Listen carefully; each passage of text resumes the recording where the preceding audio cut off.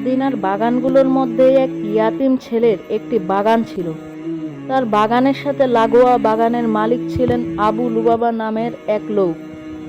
সেই ইয়াতিমটি নিজের বাগান বরাবর একটি প্রাচীর দিতে গিয়ে দেখল প্রতিবেশীর একটি খেজুর গাছ সীমানার মধ্যে পড়ে যাচ্ছে।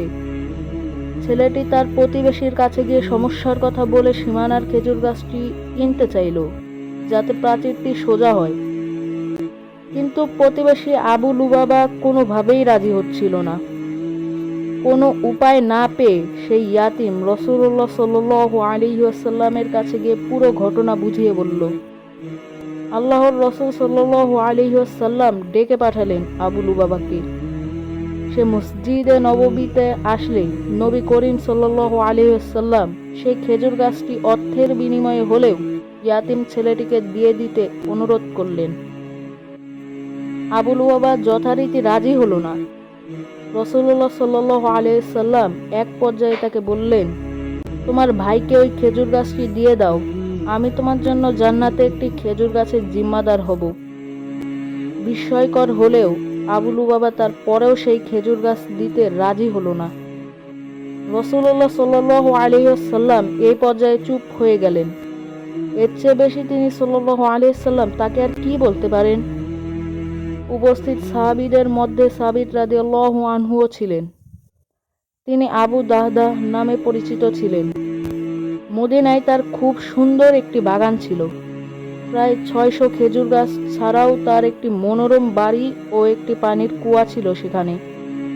মদিনার সব বড় ব্যবসায়ীদের কাছে আবু দাহদাহ রাদিয়াল্লাহু আনহু এর বাগানটি সুপরিচিত ছিল।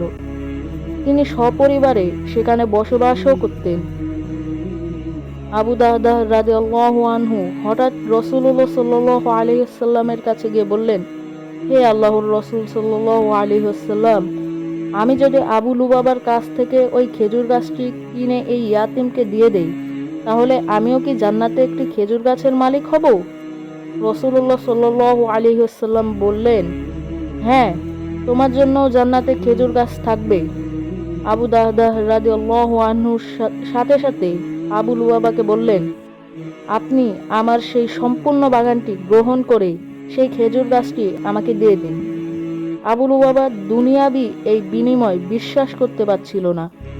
হুঁশ ফিরলেই সে বলল, হ্যাঁ, আমি আপনার খেজুর গাছের বাগানটি গ্রহণ করলাম, বিনিময়ে আমার সেই খেজুর গাছটি আপনাকে দিয়ে দিলাম।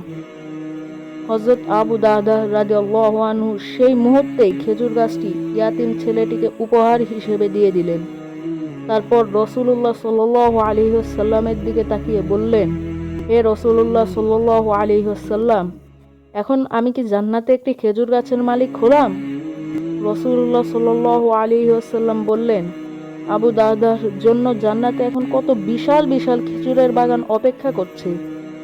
বর্ণনাকারী হযরত আনাস রাদিয়াল্লাহু আনহু বলেন, এই কথাটি রাসূলুল্লাহ সাল্লাল্লাহু আলাইহি ওয়াসাল্লাম 1, 2 বা 3 বার বলেননি, বরং খুশি হয়ে বারবার বলেছেন।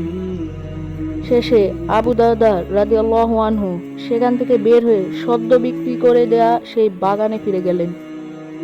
বাড়ির দরজায় এসে স্ত্রীকে ডাক দিলেন তিনি, হে উম্মে দাহদাহ, বাচ্চাদেরকে নিয়ে এ বাগান থেকে বের হয়ে আসো, আমি দুনিয়ার এই বাগান বিক্রি করে দিয়েছি।